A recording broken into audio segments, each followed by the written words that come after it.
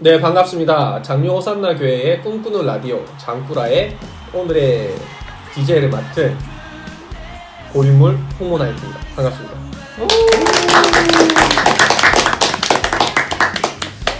네, 방금 소개 드렸다시피 저는 고인물 홍모나이트고요. 오늘의 진행을 맡게 됐습니다. 똑같은 말 두 번 하는 거야? 여러분 좀 여러분 처음 듣는 거 있지만 저는 한 몇 번 얘기했었네요. 반갑습니다. 예, 우리 돌아가면서 소개 한마디씩 부탁드립니다. 네, 매일 이렇게 찾아뵙네요. 한자이름입니다. 반갑습니다. 오늘 처음 찾아뵙네요. 와, 춘입니다. 와춘님 반갑습니다. 오늘 처음 찾아뵙게 됐습니다. 겸사겸사 오르는 겸살입니다. 겸살이. 계속 찾아뵙고 있습니다. 육성경입니다. 반갑습니다. 처음 인사드리네요. 민콩입니다. 처음 뵙겠습니다. 장금희입니다. 목소리 너무 좋아요. 네, 또 찾아뵙습니다. 뭐 성경 읽어주던 남자 이름 뭐였지? 사골육수였습니다.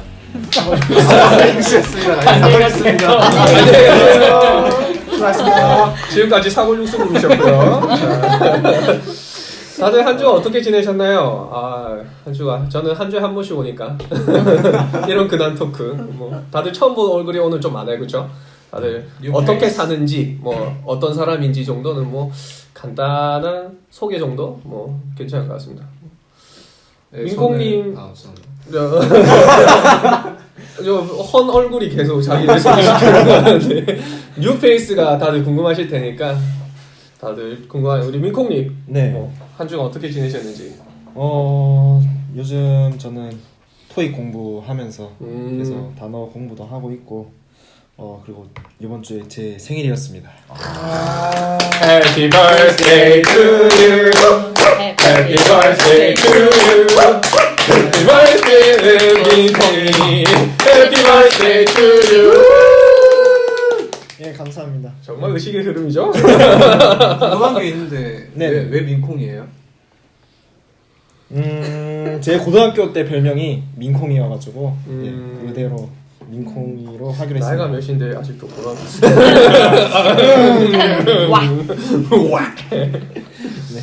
네, 자, 그래서 뭐 다른 분들 그냥 자연스럽게 뭐 난 어떻게 지냈다 뭐 그렇게 치고 나와주시면 제가 좀 진행하는데 편할 것 같아요. 저는 코로나 때문에 실습을 학교도 안 가고 실습도 안 가서 부득이하게 친구들이랑 놀면서 지내고 있습니다. 부득이 없는데요. 많이 슬퍼요, 친구들이랑 놀아서. 혹시 이게 뭐 코로나가 뭐 행복을 가져왔다? 아니야. 절대 그런 거 아니고요. 코로나 때문에 부득이하게 친구들이랑 놀면서. 부득이가 아니고 득이 아니에요? 아니요, 부득이요. 만들기? 부득이하게 친구들이랑 잘 놀고 있습니다. 그렇군요. 뭔가 억지 같은데 믿어주는 걸로. 뭔가 좀 사죄의 말씀을 드리면서 저 같은 경우는 뭐 자사 격리를 계속 진행 중이고요. 회사에서 격리를 계속 당하고 있는 중입니다. 뭐 다른 특별한 건 없습니다. 네. 뭐 장금님 네. 한 주간 어떻게 지내셨는지? 저는 사실 이름 정할 때 제가 무슨 이름을 할까 지금 재수를 하고 있어서 이게 재수생이랑 엮어서 이름을 짓다 보니까 장수생이 되더라고요. 그래가지고 정말 아찔했고 일단 와우. 일단 이름이 별로 안 좋은데. 네. 그냥 그 단어 자체가 오래 살겠네요. 너도 오래 살 수 있겠다. 그래서 저는 요즘 재수하면서 3월 모의고사를 4월 달에 치게 돼가지고 코로나 덕분에 수능도 연기됐나요 혹시? 수능은 연기 안 했어요. 수능은 잘 모르겠는데 일단 모의고사 일정은 다 미뤄진 걸로 알고 있어요. 그래서 지금 학원 다니면서 재수하고 있습니다. 힘내십시오. 박수. 아 재수하고 있는 게 공부하고 있다고 그렇죠. 바꿀게요. 바꿔 들으세요. 여러분 부탁드리겠습니다. 바꿔 들어주시면 감사하겠고요. 네. 뭐 옆에 육수도 있는데 뭐. 맞습니다. 아 실수 아닙니까? 아, 육수예요. 아니, 이제 근데 예정 육수. 실수 곧 실수라는. 가면 안 되긴 하지만 예, 아직은 육수. 아직 미안합니다. 육수에서 마무리하려고. 사실상 실수. 472. 오케이. 할수 또. 그럴 순 없죠. 네. 그래서 안 되죠. 오케이. 우리 겸사리님은 어떻게 지내셨는지. 네, 저는 직장 근무하면서 그 코로나를 저희 회사는 약간 코로나를 잘 모르시는 것 같더라고요. 저희 회사도 코로나가 뭔지는 모르는 것 같아요. 위험한 직장에서 일하고 있다는 느낌을 받고 있고 또 열심히 또 일하다 보니까 2월에 우수사원 상을 받게 되었습니다. 우수노예. 그렇게 열심히 직장 생활을 다니고 있었습니다. 여기 또 우수노예 한 명이 있었군요. 우수 나오면 뭐 인센티브 그런 거 있어요? 아, 예. 농협 상품권 5만 원 받았습니다. 그러면 농협 하나로 마트에서 뭐 마스크 좀 사고 하면. 네, 알겠습니다. 네. 좋습니다. 오늘은 저희가 이렇게 간단히 일상 나누고 저희가 바로 묵상 시작하도록 하겠습니다. 오늘의 말씀 본문은 마가복음 4장 1절부터 20절까지인데요. 오늘의 말씀 읽어주는 여자 두둥 우리 장금희님께서 오늘의 본문 한번 읽어주시겠습니다. 네. 마가복음 4장 1절부터 읽겠습니다. 예수께서 다시 바닷가에서 가르치시니 큰 무리가 모여들거늘 예수께서 바다에 떠있는 배에 올라앉으시고 온 무리는 바닷가 육지에 있더라.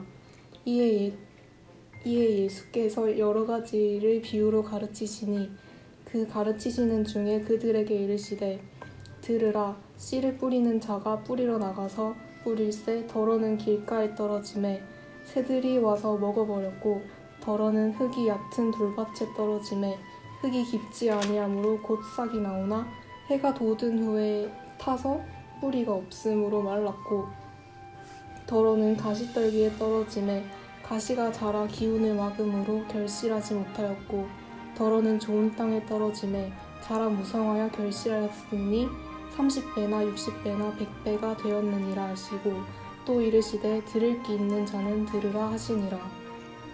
예수께서 홀로 계실 때에 함께 한 사람들이 12제자와 더불어 그 비유들에 대하여 물으니 이르시되 하나님 나라의 비밀을 너희에게는 주었으나 외인에게는 모든 것을 비유로 하나니 이는 그들로 보기는 보아도 알지 못하며 듣기는 들어도 깨닫지 못하게 하여 돌이켜 죄사함을 얻지 못하게 하려 함이라 하시고 또 이르시되 너희가 이 비유를 알지 못할진대 어떻게 모든 비유를 알겠느냐. 뿌리는 자는 말씀을 뿌리는 것이라. 말씀이 길가에 뿌려졌다는 것은 이들을 가리킴이니 곧 말씀을 들었을 때 사탄이 즉시 와서 그들에게 뿌려진 말씀을 빼앗는 것이요. 또 이와 같이 돌밭에 뿌려졌다는 것은 이들을 가리킴이니 곧 말씀을 들을 때에 즉시 기쁨으로 받으나 그 속에 뿌리가 없어 잠깐 견디다가 말씀으로 인하여 환난이나 박해가 일어나는 때에는 곧 넘어지는 자요. 또 어떤 이는 가시떨기에 뿌려진 자니 이들은 말씀을 듣기는 하되 세상의 염려와 재물의 유혹과 기타 욕심이 들어와 말씀을 막아 결실하지 못하게 되는 자요. 좋은 땅에 뿌려졌다는 것은 곧 말씀을 듣고 받아 30배나 60배나 100배의 결실을 하는 자니라. 아멘. 자 일어나세요. 띵띵띵. 스푼 라디오. 네, 우리 그러면 묵상 나눔을 할 텐데 먼저 1절부터 부터 이렇게 쭉 다시 한번 봤으면 좋겠습니다. 1절에 예수께서 다시 바닷가에서 가르치시니 큰 무리가 모여들거늘 예수께서 바다에 떠있는 배에 올라 앉으시고 온 무리는 바닷가 육지에 있더라.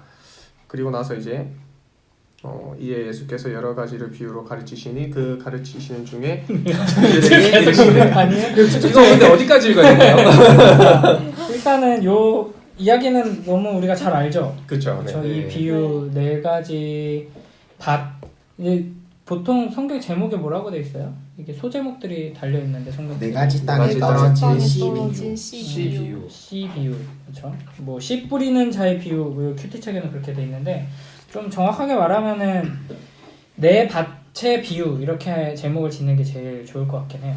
그렇죠? 그러니까 내 밭에서 서로 다른 반응이 나오는 것에 대한 이야기잖아요.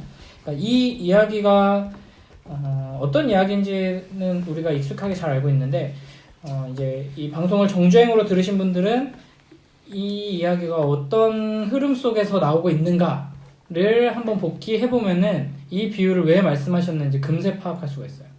그래서 이제 한자이론님이나 우리 사골육수님은 눈을 피하는데 감이 좀 오나요? 갑자기 이 비유가 등장한 맥락이? 자, 우리 그 앞에 부분 잠깐 읽어볼까요? 마가복음 3장 7절에서 12절 잠깐 돌아가서 복습할 겸 네. 한번 읽어주세요. 네. 마가복음 3장 7절. 예수께서 제자들과 함께 바다로 물러가시니 갈릴리에서 큰 무리가 쫓으며 유대와 예루살렘과 이두메와 요단강 건너편과 또 두로와 시돈 근처에서 허다한 무리가 그의 하신 큰 일을 듣고 나아오는지라. 예수께서 무리에 에워싸 미는 것을 면키 위하여 작은 배를 등대하도록 제자들에게 명하셨으니 이는 많은 사람을 고치셨으므로 병에 고생하는 자들이 예수를 만지고자 하여 피끈히 함이더라. 더러운 귀신들도 어느 때든지 예수를 보면 그 앞에 엎드려 부르짖어 가로되 당신은 하나님의 아들이니이다 하니 예수께서 자기를 나타내지 말라고 많이 경계하시니라. 아멘. 이거는 알고 있었죠. 나는 근데 비유가 왜 이런 비유가 나왔는데 이걸 물어보면 저도 기억하고 있었습니다. 그걸 물어보는 거예요. 그렇구나. 그러니까 지금 그럼 이 1, 2, 3장에서 어떤 일들이 주로 벌어졌었는지 그게 있었죠. 뭐야? 계속 반복적으로 사건들이 귀신들이 그치. 계속 뭐라고 하잖아요. 귀신 들린 자가 나타나서 뭘 해요?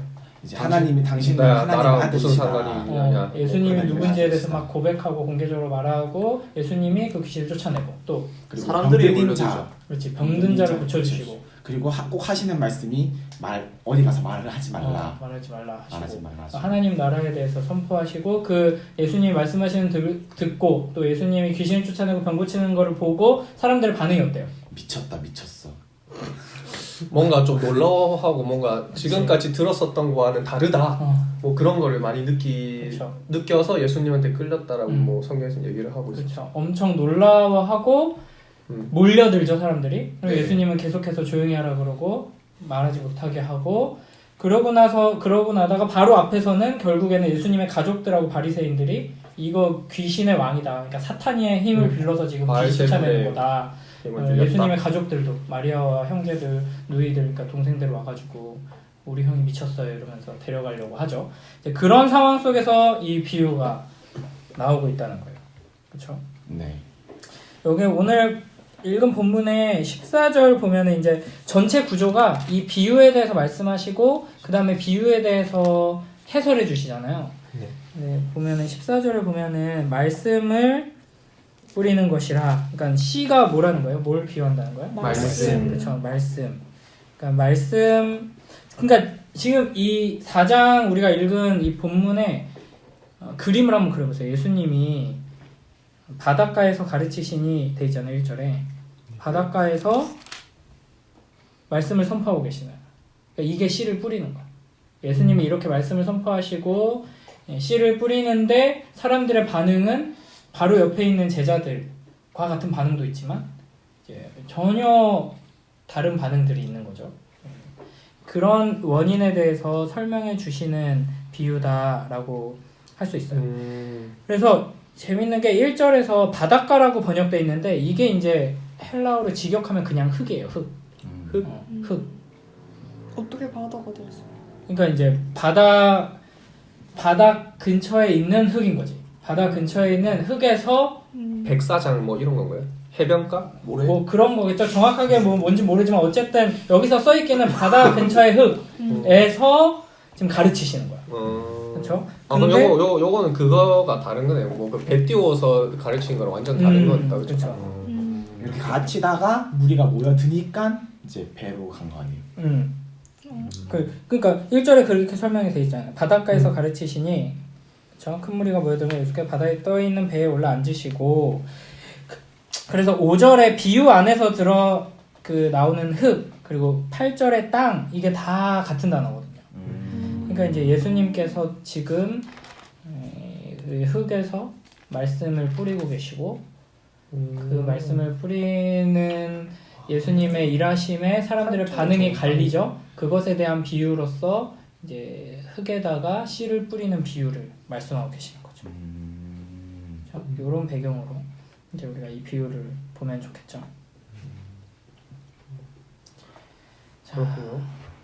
크게 몇 가지 밭이 나오죠? 네 가지 가지 나옵니다. 일단은 각각의 밭이 어떠한 특성을 가지고 있고 그 씨를 뿌렸을 때 어떤 결과가 나는지를 좀 정리해 볼까요? 위에 1절에서 9절까지의 내용과 이후에 10절에서 20절까지의 그 해설을 같이 좀 정리하면서 보도록 합시다. 첫째는 뭐죠? 길가에 떨어진 과에 또 그럼 어떻게 되죠? 새가 바로 먹어버립니다. 요거를 어떻게 해설을 하시죠? 사탄이 와서 말씀을 빼앗아. 빼앗아간다. 그렇죠. 그러니까 하나님의 말씀이 선포되는 곳에 있는 사람들이에요. 그걸 듣는 사람이야. 근데 전혀 그러니까 물리적으로는 듣는데 전혀 들어가지 않는 거지. 그렇죠? 심겨지지 않는다 이 말인 거잖아요. 전혀. 그 길가니까 사람들이 많이 다니는 길은 딱딱해지잖아요. 네. 그러니까 씨앗이 그냥 위에 올라가 떨어지고. 있는 거죠. 흙으로 안 들어가고. 이런 이 말씀의 배경 속에서는 이게 어떤 사람들을 지칭하는 걸까요? 바리새인. 그치, 바리새인 같은 사람들. 예수님 말 듣는데 그 사람들은 무슨 목적으로 듣고 있어요 지금? 어떻게 어떻게 하면 죽일까? 예수를 고발하고 뭐 뭐 어떻게든 무슨 잘못하나 무슨 짓거리 하나 또 보자 저거 이런 태도로 지금 보고 있죠. 그러니까 완악한 마음, 그 바리새인과 바로 앞에 예수님의 가족들의 마음을 지금 비유하고 있는 거죠. 그래서 요거는 이제 사탄, 원수 마귀 때문에 그렇다라고 지금 해설을 하고 계시고, 두 번째는 흙이 밭에 얇은 떨어져. 돌. 흙이 얕은 돌밭. 돌. 그러니까 완전 딱딱한 땅은 아닌데 이제 흙이 얕은 거죠. 그래서 이런 것도 어떻게 된다고 그랬죠? 이제 뿌리를 깊게 못 뿌리를 못 내려서 내려서 타서. 해가 돋은 후에는 뿌리가 없어져요. 다 타서 없어져요. 깊게 그래서 내리지 못. 이런 사람들은 이게 첫 번째 길가에 마음 가진 사람하고는 좀 다르죠. 듣는 것처럼 보여요. 보일 때는 듣고 심지어는 뿌리가 내리는 것처럼, 그러니까 뭐 감격하기도 하고 막 그 말씀을 듣고 기뻐하기도 하고 그렇게 보이는데 금방 식어버리고 이제 깊은 곳에서부터 깨지지 않는 거죠. 그래서 우리 주변에도 그런 경우를 볼 수가 있죠. 그냥 놀라운 은혜를 경험하고 심지어는 막 특별한 기적 같은 경험을 이제 하면서 이게 하나님이 행하신 일이다라고 고백하는 사람이 결국에는 신앙에서 떨어져 나가는 경우, 그렇죠? 환난이나 박해에서 넘어지는 경우. 그래서 여기 이 밭에서 이제 뿌리가 내리고 자라고 열매가 맺지 못하는 원인은 환경인 거죠. 환경, 그렇죠? 세상. 그다음에 세 번째는 가시떨기. 여기는 어떻게 되죠? 뭐 자라긴 하는데 주변에 이제 가시떨기랑 같이 자라면서 햇빛도 못 받고 영양분도 다 뺏겨가지고 결국 뭐 자라지 못한다, 죽는다, 뭐 그런 거 아니겠습니까? 그렇죠. 그러니까 이게 좀 단계가 보이죠. 길가에서는 아예 심겨지지 않고, 그다음에 돌밭에서는 뿌리가 나긴 하지만 자라지 못하고. 뿌리가 깊게 심기지 그치. 못해서 그런 건데, 가시떨기 같은 거는 뿌리까지는 깊게 박혔으나 그리고 좀 자라죠. 자라지만 어떤 씨를 맺지. 열매를 맺지를 열심. 못하죠.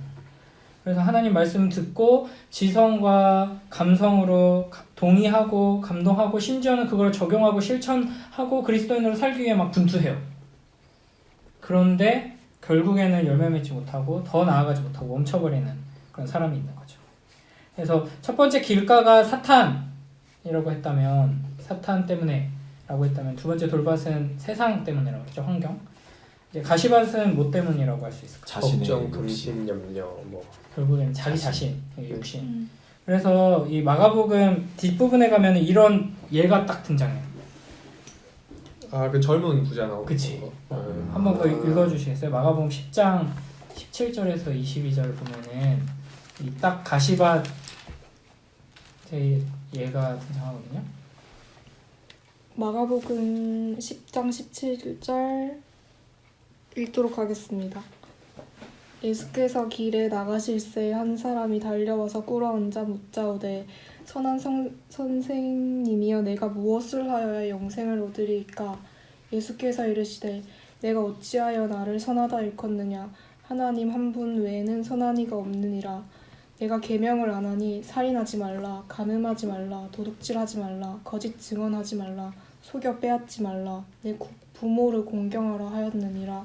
그가 여짜오되 선생님이여 이것은 내가 어려서부터 다 지켰나이다. 예수께서 그를 보시고 사랑하사 이르시되 내게 아직도 한 가지 부족한 것이 있으니 가서 내게 있는 것을 다 팔아 가난한 자들에게 주라. 그리하면 하늘에서 보화가 내게 있으리라.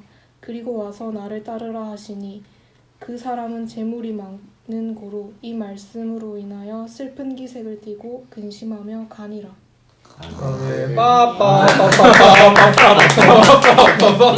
자 기사. 아 그렇게 잘하나요? 그런 목소리였나?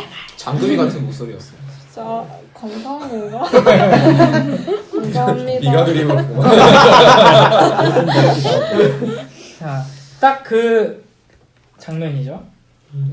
전 예죠. 말씀 들으면서 전 평소에 조금 그냥 흘려들었던 말씀이 한번 딱 귀에 들어오는 게 있었는데 이거 조금 새는 말씀이긴 한데 그 예수님께서 그 이제 네 이거 다 지켰느냐라고 했을 때 네 이거 다 지켰습니다라고 했을 때 저는 뭔가 이 전적인 스토리가 모르겠어 좀 세상이 좀 찌들어서 그랬는지 모르는데 뭔가 요거 봐라 그럼 이거 다 버리고 나한테 와 뭐 이런 식으로 전 조금 받아들이고 있었거든요 지금까지. 근데 여기서 말씀에 예수님이 그를 사랑하사 전 이게 오늘 좀 딱 와닿네요. 뭔가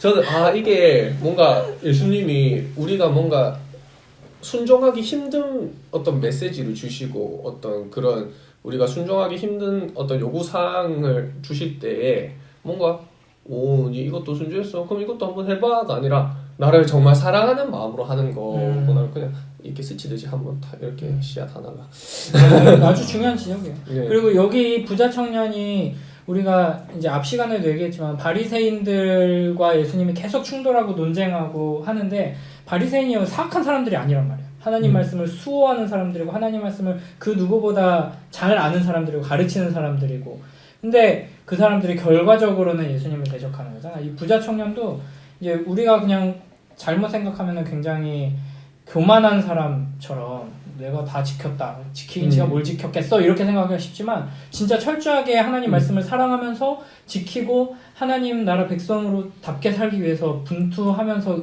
완성해내는 것처럼 보인 사람인 거야. 그리고 어떻게 해서도 영생을 살고 싶어하는 그런 순수한 마음으로 예수님한테 다가간 거잖아요. 진짜 저도 이거 홈모나이트님 말씀 들으면서 생각이 났는데 이게 하나님은 어떤 좌우명이나 그런 사상 같은 게 아니잖아요. 그러니까 그 사랑이라는 인격체이신 게 좀 많이 느꼈어요. 그래서 막 그 지키고 이게 중요한 게 아니라 진짜 그 인격체이신 하나님과 사랑하는 거 그걸 정말 원하시는 것 같다는 생각이 들었어요. 그렇지. 중요한 핵심이죠. 그래서 이제 예수님이 마지막에 가장 중요한 그 핵심을 이제 요구하신 거죠. 너가 많은 재물이 있는데 그게 너한테 더 중요하고 그걸 사랑하느냐, 날 사랑하느냐, 나랑 같이 가자.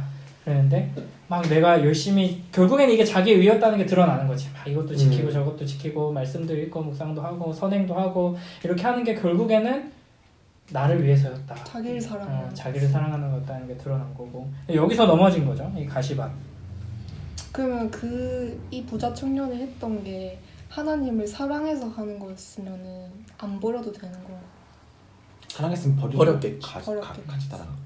근데 이 이후에 뭐 이 청년이 다시 뭐 마음을 다 잡고 예수님 믿었을 수도 있고 뭐 그거는 모르는 거죠. 저 천국 갔는데 떡 있을 수 있지. 그치? 함부로 말하더라 너. 이러면서. 뚫린 일이라고 말이야.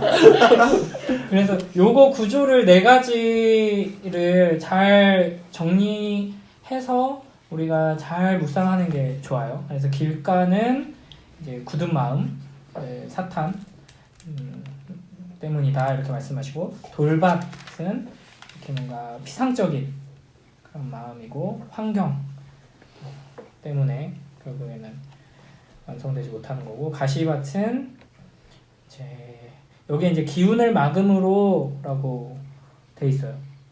그죠? 예. 네. 네. 그게 이제 질식시킨다라는 뜻이에요. 그래서 이제 세상 염려와 재물의 유혹 때문에 결국에는 넘어지고 마는 거죠. 육신. 확실히 어떤 그런 세상 염려가 사람을 질식시키긴 하는 것 같아요. 되게 적절한 단어인 것 같아요. 뭔가 질식시킨다. 뭔가 사람 진짜 또 오면서 질식 쌓일 것 같아. 근데 이거는 약간 피동이잖아요. 당하는 것은 제 의지가 아니야. 희동? 나는 희동이밖에 몰라. 난 동동이. 수동적인 입장에서 맞아. 이걸 당하는 건데 이 케이스에서는 어떻게 벗어날 수가 없지 않나. 이거는 그냥 타고나는 건가요? 이런 상황들. 그러니까 이 말씀 같은 경우는 자신의 마음밭을 잘 가꿔라 이런 거죠. 자신의 마음밭이 가시밭에 있으면 가시밭으로 갖고 놓으면 이렇게 좋은 말씀이 심겨줘도 그 좋은 말씀이 잘 자라지 못하니 이제 바로 다음에 나오는 이 좋은 밭으로 네 마음밭을 잘 갈궈놔야 된다. 그래야 무슨 좋은 말씀이 들어와도 그게 이제 결실을 맺는다. 뭐 이런 말씀이지 않나요? 근데 좋은 밭을 형성할 수가 없는 그런 사람들도 되게 많죠. 그러니까 홍이 형 말은 그런 것 같아. 그러니까 이제 홍보나이트. 아 실명을 그렇게. 홍 맞습니다. 홍마이트님 말씀은 그런 것 같아요. 그러니까 이제 가시떨기가 너의 마음에 있으면 그게 기운을 막으니까 그 가시떨기 자체를 너가 없앨 수 있도록 노력을 해라. 그러니까 이 밭이 사람이 아닌 거야. 같이 마음이니까. 그 마음 상태가 내가 되려고 된 게 아니라 정신 차리고 보니까 그런 마음 상태인데 그 마음 상태에 대해서 내가 그거를 뿌리를 뽑을 수 있냐는 거죠. 이미 질식을 당한 상태인데. 그래서 아까 그래서 이제 이럴 때 다시 아까 마가복음 그러니까 그 장금이님 읽어주셨던 그것으로 돌아가면 하나님께서 아까 예수님께서 이제 그 청년을 사랑하사 다 버리고 나를 따라와라. 그게 돼야 되는 거 아닌가요? 그러니까 자, 지금 뽑히지가 않는데? 장금이님이 네. 되게 중요한 얘기를 네네. 했어요. 여기서 요거를 읽고 바로 우리가 이제 나는 좋은 밭이 되어야 하는구나. 이게 물론 이 비유가 뭘 보여주냐면 하나님 나라에 대해서 보여주는 거야. 하나님 나라 비유거든요. 그러니까 하나님 나라가 무엇에 의해서 가로막히는가를 보여주는 거야. 좀 더 그거를 이제 개인적으로 우리에게 적용하면 내 마음 가운데 하나님 말씀이 심겨지고 내가 하나님의 제자로 자녀로 이렇게 자라나지 못하게 막는 게 무엇인가를 보여주는 거죠. 그러니까 나는 좋은 밭이 되어야 하고 좋은 밭이 되기 위해서 이렇게 노력하자라고 결국에는 적용할 수 있겠지만 엄밀하게 보면은 이거는 우리가 노력할 수 있는 영역이 아니다라는 걸 지적하고 싶어요. 할 수 있는 게 아니에요. 그렇죠? 그래서 그 과정을 다 그렇긴 거치고 하죠. 네. 최종 결론에 이르러야지 여기서 바로 요거 딱 읽은 다음에 그럼 좋은 밭이 되라는 거구나 이렇게 묵상하면 되게 얕은 묵상인 거야. 그런 땅이라는 게 땅은 누가 와서 이렇게 경작을 하거나 회복시킬 수 있는 것이잖아요. 그치. 그래서 땅인 건가요? 비유. 생각해 보세요. 땅을 비유로 하시고 거기에 씨를 뿌리는데 씨가 말씀이잖아. 네. 누가 뿌리는 거겠어? 농부가 뿌리죠. 농부. 농부가 누구겠어? 하나님. 하는 지금 여기 이 장면에서 예수님 자신이고 궁극적으로는 하나님이잖아요. 네. 밭은 사람들이잖아요. 사람들의 마음. 밭이 스스로를 갈 수는 없잖아요. 그렇죠. 누가 갈아야 되는 거예요? 예수님이 가르쳐줘야지. 그렇죠. 그러니까 말씀을 주시는 이도 하나님이시고 갈아서 이제 그거를 경작하시는 이도 하나님이시다. 그렇지. 그럼 갈 수 있게 다 내려놓은 상태로 있는 게 중요해요. 갈아주세요. 그렇죠. 우리가 할 수 있는 게 뭘까를 갈아버려요. 이제 잘 생각하고 적용을 해야 되는 거죠. 어. 내 마음속에 뭐 쓴뿌리가 있다, 뭐 가시가 있다, 뭐 돌밭이 있고 너무 얕으니까 깊이 내가 내 마음을 깊이 있게 만들어야겠다. 뭐 노력을 해야죠. 우리가 노력해야 되는 건 맞는데 우리가 할 수 있다고 생각하고 바로 적용해 버리면 이 말씀의 본래 의도랑은 다른 거지. 그렇지. 농부가 누구인가를 먼저 생각해야 되는 거야. 우리의 마음, 우리 자신이 농부가 될 수가 있는 거네. 잘못 해석을 하면. 그치. 그 부분을 좀 보기 전에 4번 좋은 땅 먼저 한번 훑은 다음에 방금 얘기를 좀 더 해봅시다. 그럼 네. 자, 네 번째 땅은 좋은 땅이죠. 그래서 깨닫는 마음. 그래서 어떻게 된다 그러죠? 결실. 결실을 그렇죠. 30배나 60배나 100배가 되는. 30배나 60배나 100배가 되어서 열매를 맺는. 그 열매를 맺는다. 그래서 이제 지적으로 하나님의 말씀이 심겨졌을 때 이해하는 것뿐 아니라 이제 자기를 부인하고 이제 회개의 마음으로 또 하나님을 사랑하는 마음으로 그 말씀을 받아들여서 이제 뿌리가 내리고 자라서 열매를 맺게 된다 하는 거죠. 네. 자, 그러면은 우리 장금이가 얘기했던 부분을 좀 더 생각해 볼까요? 밭을 갈리는 거 피동으로. 사실 그러니까. 여기서 그냥 딱 결론 내리고 끝내도 될 정도로 너무 네. 제일 중요한 핵심을 잘 얘기해줬어요. 그러니까 이걸 보면서 전 이 본문이 진짜 한 구절 한 구절이 주옥 같거든요. 보면. 아주 주옥 같은 주옥. 본문이. 너무 이게 읽으면서 다들 찔리잖아요. 내 마음 상태가 어떤지 다들 잘 아니까. 근데 좋은 밭인 사람은 잘 없을 것 같아요. 요렇게 느낀다는 것 자체가 좋은 밭이라는 증거가 되는 거죠. 그렇죠? 솔직히 저는 그렇게까지 생각 못했어. 그래도 가시는 있더라도 조금 경작은 해야겠죠. 그렇게 네. 심한가? 정말 교만한 마음밭을 가지고 있었군요. 제가. 회개하세요. 제 밭은 1평짜리네요. 한 평. 조금만 경작하면 되겠네. 한 한 평인데 평. 돌도 있고 길도 있고 가시도 있고 있을 건 다 있어. 시각층이. 크기는 중요하지 않죠. 크기는 뭐 좋은 밭이냐 이게 중요한 거고.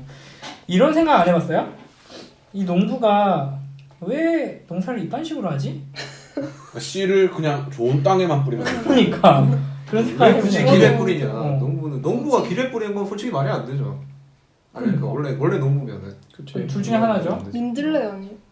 민들레. 강아지로 이해하라. 그럴 수도 있지. 농부 교실. 기본적으로 이제 우리는 뭐 농사하면은 뭐 이렇게 구멍을 뚫고 거기에 하나하나 심는 장면을 생각할 수도 있고 이제 그런데 이쪽 문화에서는 이렇게 좀 이렇게 그냥 던지면서 이렇게 뿌리는 그런 농사법이 주로 있다고 하긴 해요. 근데 아무리 그래도 굳이 돌밭에 그러니까 이 뿌리는 걸 너무 그렇게 뿌릴 때도 아니고. 무슨 야구하듯이 뭐. 최연소 소금 뿌리듯이. 약간 열매 맺힐 가능성이 없는 땅에도 뿌리시. 그러니까 그걸 모르고 이렇게 했던지 그걸 알면서도 이렇게 했으면은 대충 그냥 성의 없이 한 것처럼 보일 수 있는 거잖아요. 그렇죠? 이게 이제 마태복음에도 이 비유가 나오죠. 근데 거기서는 이제 첫 번째, 두 번째, 세 번째, 네 번째 밭에 뿌릴 때 다 씨가 복수로 나와요. 씨들. 근데 여기서는 마가복음에서는 이제 첫 번째, 두 번째, 세 번째 길가 돌밭 가시밭은 씨 단수예요. 씨가 거기 떨어졌다. 그리고 좋은 밭에는 씨들이에요. 그런 차이가 조금 있어요. 그래서 마가복음에서는 이제 씨가 이제 좋은 밭에 더 많이 떨어진 걸로 생각을 할 수가 있고.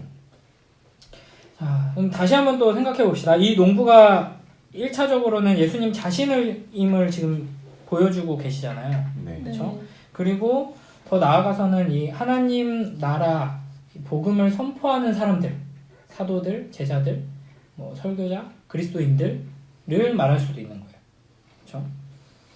그렇죠? 궁극적으로는 이 영혼을 구원하기 위해서 이 생명의 씨앗, 말씀의 씨앗을 뿌리시는 하나님을 말하는 거죠. 근데 이 구약 성경에 보면은 하나님이 씨를 뿌리는 자로 등장하는 장면들이 아브라함. 많이 있어요. 아닌가? 아브라함, 뭔만 하면 아브라함 얘기하더라고요. 치트키로 막 쓰려고 하는 회장인 것 같은데. 팬클럽 회장님. 형 아브라함 팬이구나. 씨를 뿌리는 자야?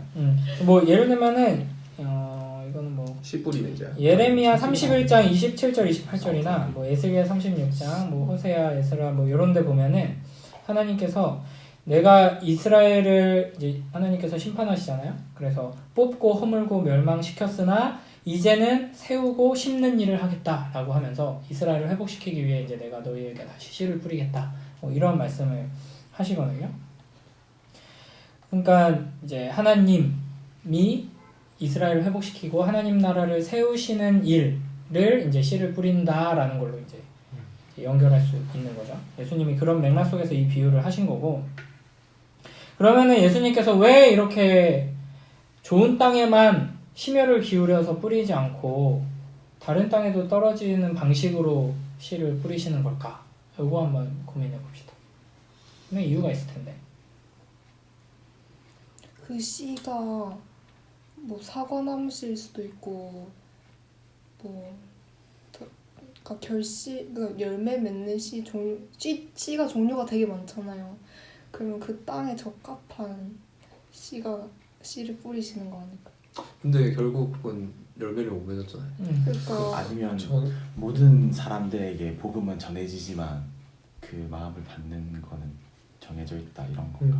그러니까 저도 이게 이 오늘 말씀 묵상하면서 조금은 의문이 있었던 구조 중에 하나가 이제 외인들에게 이제 외인들이 이 비유의 말씀을 듣고 뭐 보기는 보아도 알지 못하고 듣기는 들어도 깨닫지 못하여가 아니라 못하게 하여라고 돼 있더라고요. 그래서 돌이켜 제3은 얻지 못하게 하려 함이라 이거랑 조금은 관련돼 있지 않을까 저는 그렇게 생각하고요. 그래서 이 장짜이로님이랑 한짜이로님이랑 어느 정도 이게 일맥상통한 의견이긴 한데 이게 결국에는 좋은 밭에 뿌려진 사람들을 위해서 뭐 돌밭이랑 가시밭이랑 길가에도 씨를 뿌리시는 건가? 솔직히 좀 저는 여기서 외인이라고 이렇게 뭐 딱 정해놓으신 것도 조금은 의문인 거니와 저는 그 애초에 좋은 땅이 정해져 있고 그 땅은 타고 나는 거니까 좋은 땅만 열매를 맺는 거. 기본적으로는 그렇죠. 그 땅이 농부가 다른 땅이죠. 길가 딱딱해진 땅을 힘써서 좋은 땅으로 만들지 않는 이상 길가는 길가고 가시밭은 가시밭. 이 주제를 알라 이건가? 그래서 우리가 아니 지금 계속 우리가 마가복음 처음부터 해서 계속 그거 회개하라의 그 말의 그 대상이 이방인들을 향한 게 아니라 그 이스라엘 백성들을 향해 계속 회개해라고 했잖아요. 듣는 게 있는 자에게 이제 들을 게 있는 자에게 말씀하시는 거다. 그러니까 계속 너네가 회개를 해야 된다, 돌아와야 된다 이렇게 의미로 말씀하신 건가? 일단 한 가지씩 좀 해결하면서 갑시다. 좋은 질문들 많이 나왔어요. 자,